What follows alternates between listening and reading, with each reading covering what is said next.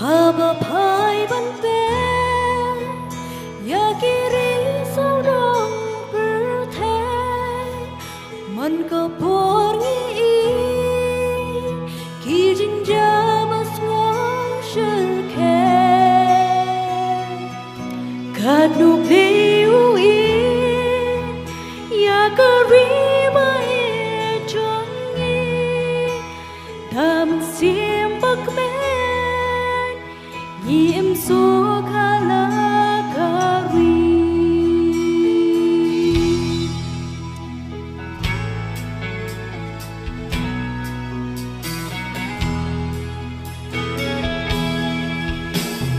Trong y ta đang yo Ki jing ker ku ki ba bu Ka bang ka di ker hai ni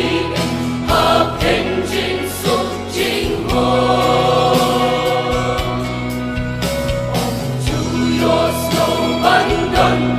Ki nem sniu ki jing yak ten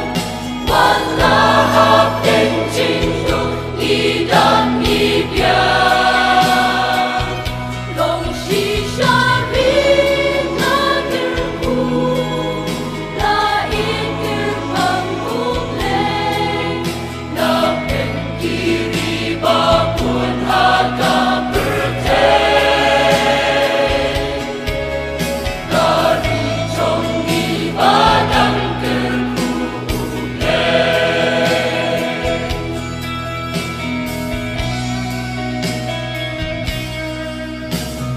Kristan hangi iyo kalat balanun Wan haping kijing syakri Om judan jing pinto Na syanu bangilen Bantin nakat kinutlay Iyo man syakri kan kijing pustan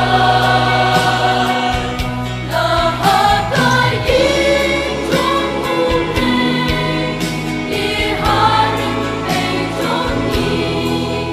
Siya pagpuji suti praman kasih Kajungan pun isyang hanakari Aku nila berkat, nila pusat Umno kijing gerku, nidang yopya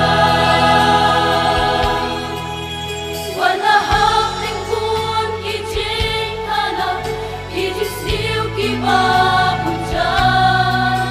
Ben manjing itong ublay Hangi kapal